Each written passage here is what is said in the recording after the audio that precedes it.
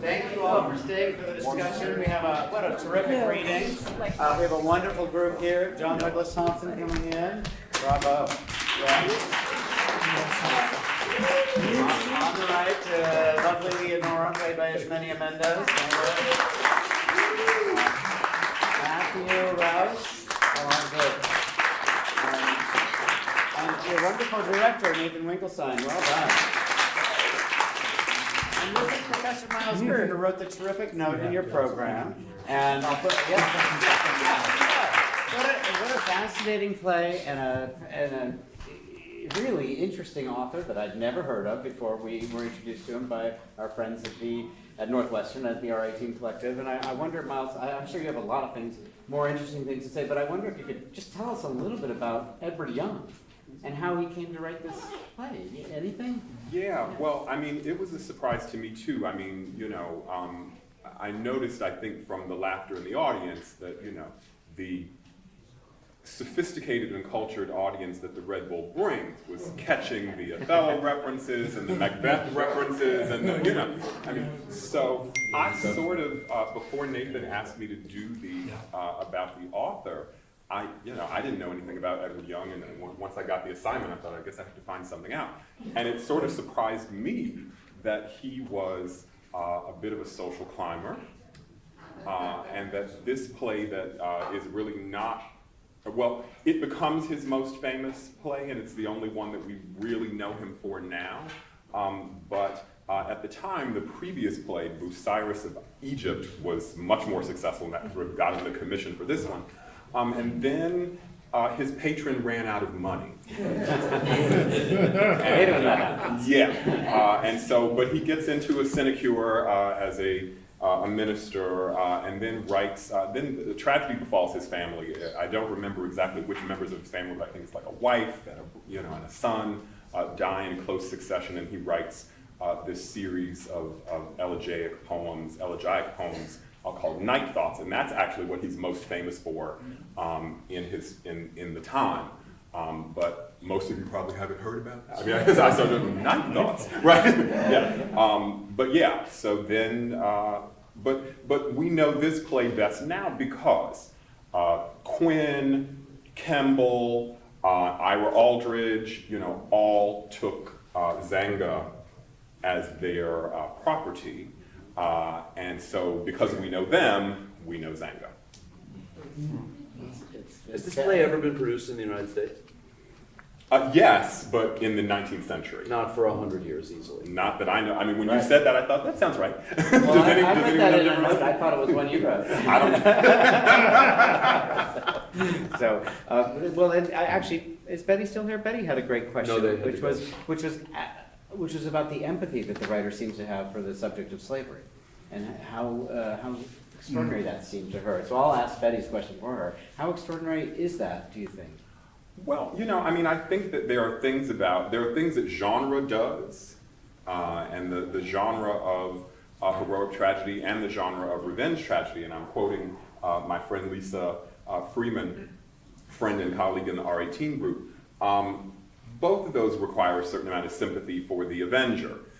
So my own sense is that sympathy for slavery as a wrong, as a whole, in my view, not so much, but sympathy for this particular enslaved man who has this, who's a prince, that's key, and who has suffered this indignity that for him is an ongoing, every time I see you, it happens again because you act like you didn't do it. Yeah.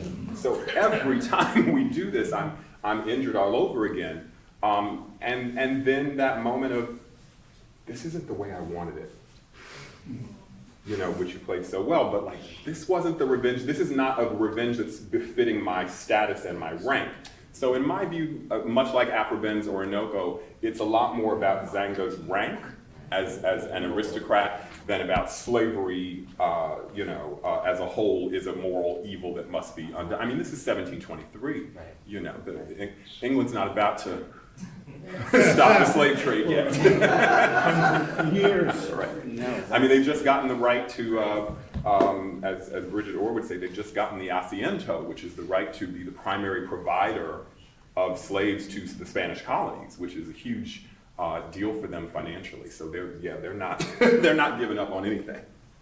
Wow, it's fascinating. I mean, there's so many threads to pull on, and so I'll ask one more open-ended question about, just as I think about the kind of strange amalgamation of the revenge tragedy and the obvious window of Othello on this play that we can't help but bring to this play, and of course the audiences that saw it in 1723, you said, would have also, right?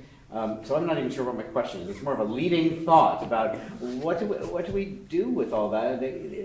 What are we to make of this? I'm still processing my own feelings about empathy for Zanga, empathy for Leonora, empathy for Alonso, and I think that's what's most striking to me is how empathetic they all are, and yet and it's kind of delicious to watch Zanga be the revenger, be the Iago. But the way John portrayed it also, and I'm not sure, maybe you could speak to this also, Nathan, as director, or John, anyway, I'll stop talking, about how much of that is on the page and how much of that was the wonderful actor John bringing in terms of the complexity of this person's sense of regret. Well, I'll say a couple things and hand it back to you because it kind of went a bunch of different directions. What I will say is, I know that Miles and I both have. There was lots of conversations. First of all, I want to give a shout out to Lisa because it was at your symposium sponsored by Chicago, Illinois, that we first met this play and agreed to do it, and then of course Northwestern coming in and supporting us and being a part of that. So thank you all. And at that, there was actually a spirited debate over whether how reductive it was to just say that this was sort of a race reversed Othello or not. Because it's certainly inspired by, certainly some of the plot points are inspired by it, but also, like, Revenger's tragedy was a category, right? So in some ways, Zanga is more a revenger, in some ways he's more of a classic revenger than he is necessarily a Iago revenger.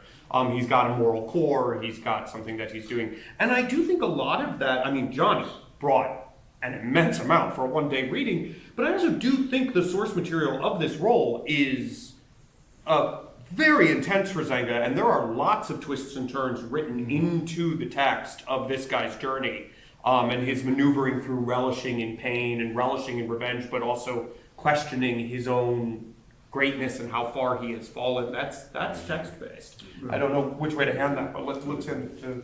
Well, you know, I think it's when Nathan first talked to me about the play, I remember saying no. But convincing. Yeah, no. It was more because I didn't know much about the play, and then I remembered there's a wonderful mentor of mine in here, Daniela Verone. She's sitting right over there. Daniela. Hi. Anyways, Daniela directed me in a play called Red Velvet, which is about Ira Aldridge. And then I started to remember, this character of Zanga was one of his stock roles, along with King Lear, the Scottish King, Othello, Prospero, many other great Shakespearean roles. And so I said, now I'll do it. Because I wanted to see what that felt like. But I must admit, once looking at the text, I said, I thought this was like a ripoff. Like an Othello ripoff, or a mashup at best of many other plays. But then when you start to really look at it, he does have his own sense of poetry. And when you talked about this poetry that he's well known for, it just jogged in my head and said, okay, because there is some beautiful poetry in the play, nonetheless. And I found the writing of this particular character, i.e. to be Iago-like, but much more defined and much more human in the scope and the journey that the character takes. So there was nothing benign about this character's malevolence, if you want to call it that. There seemed to be a reason for it. And he gave it to the audience, he gave it to himself, and saw things that he was doing and wanted to pull back but yet had to move forward. So there was great tension in the character. But I have to say, and we all felt this as we were reading through it earlier today, because we only started working on this play today at noon. Right. At noon. And it's very difficult text. Shakespeare's text is difficult. This I found even more so. Me too. As much as I know, and I think maybe all of Me us, too. as much as I know about Othello and other Shakespearean plays, this was incredibly challenging, but also very exciting to just start to work on it. And what I would like, obviously, is to work on it for like a week. Right. But I have a great appreciation. Yeah, do a workshop on it. Sure. But what I can say is, I had a change of heart for the playwright and the play itself in the process of working on it. So I took a long journey with this play from no to I really like this play and would like to work on it a little bit more to see what else is there in the nature of a workshop or a production, because I do think it's kind of worthy of something like that. Just to follow up on that, when Nathan reached out to me about the play, this is like 5 months ago or something, he sent me this play and I was like, okay, that's in January, I'll take a look at it. And then I finally read the play and I wrote him an email. I was like, you're insane. This play is insane. That's insane. And then I was like, absolutely yes, like instantly yes. But I thought to myself, when I got back into reading the play over the last week or so, I thought, I have absolutely no idea how I'm going to do this. No idea. And that to me is really exciting, frankly. And then, people I know and admire, and it was obviously a fun challenge. But I think it was about, by the time we sort of took our first 10-minute break, we all sort of looked at each other and we were like, oh, this play is kind of amazing. This is sort of great. And we did, interestingly, you and I particularly, spent much of the day talking about Othello. Yeah. For various reasons, not necessarily about this play. But the thing that I found striking about Zanga and Iago, and we were talking about Iago and Zanga, is that Iago really doesn't have much to sort of hang his hat on.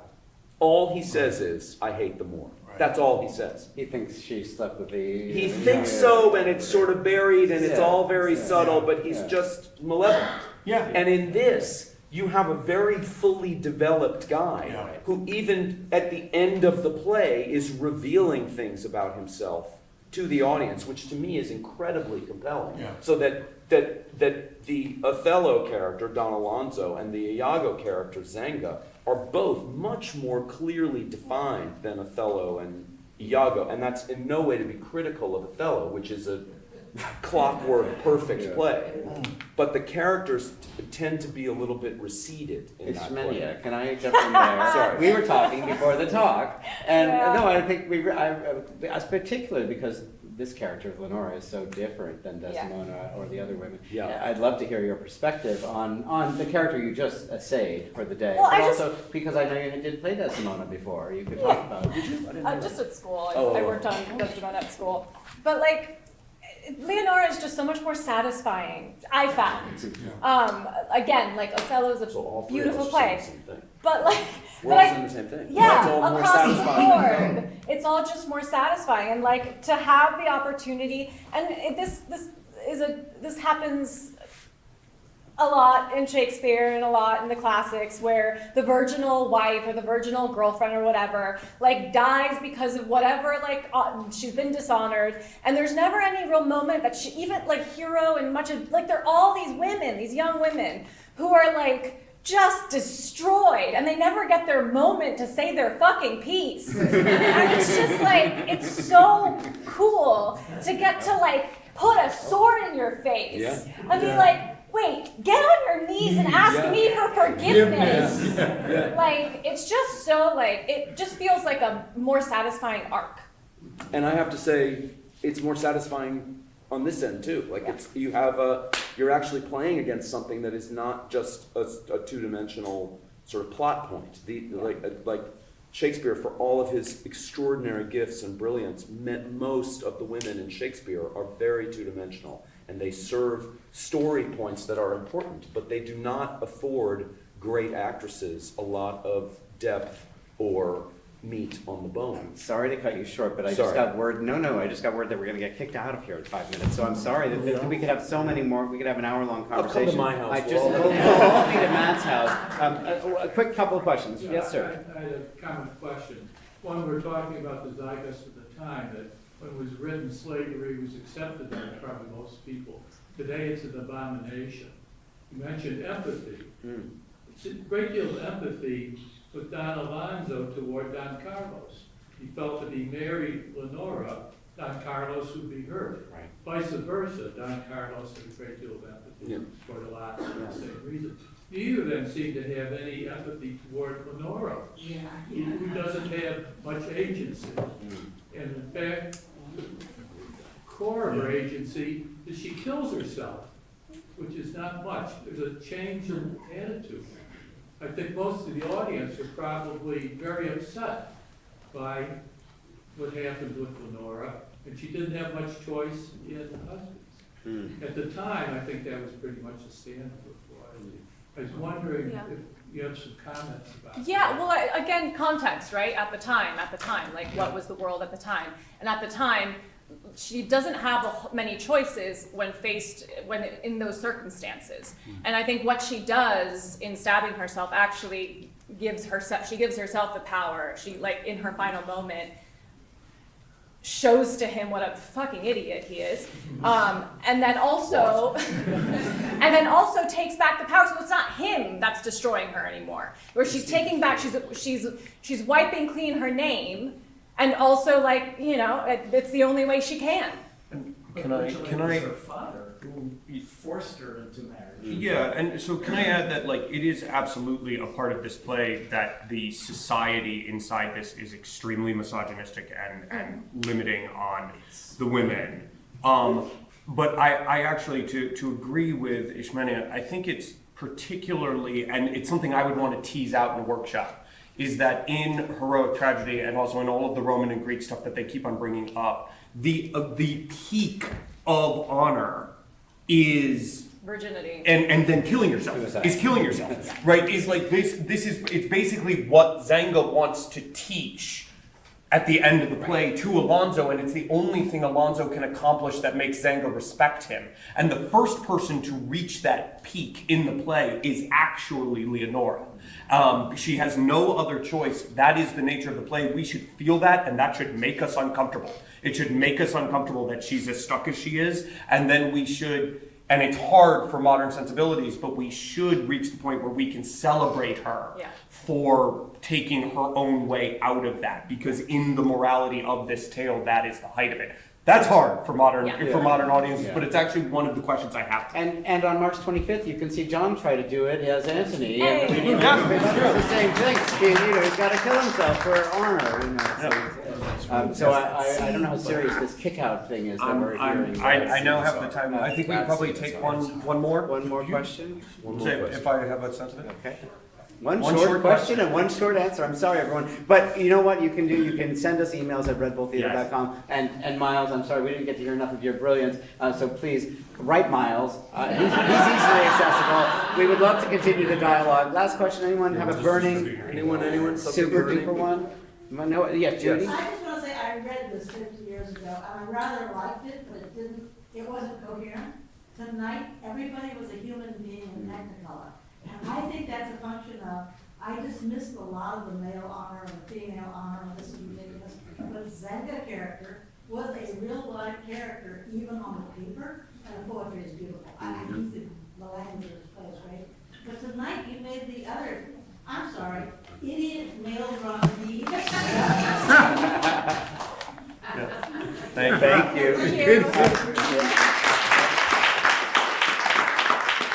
I really appreciate that comment, and just to go back to the question that Jesse asked me that had tentacles, I think that one of the things that is happening with doing the revenge now, because like when I read it, I was trying to read it as an 18th century theater story, but what happens now is that the kind of insular male world that Don Alonso and Don Carlos are in, where they basically only love each other, Yes. right? You know, is exposed as such. And I'm not sure that an 18th century audience would have thought, why don't those two just get together? Right? You know, like everybody would be happier, right? You know? But to the point where I now feel like both Zanga and Leonora get their revenge in this, you know, like, and I think that's that's what I'm starting to see now. So I think it's pretty cool. Well, thank you, Miles. Thank you, Nathan. Bravo, everybody. Thank you, everyone, for coming. Good night.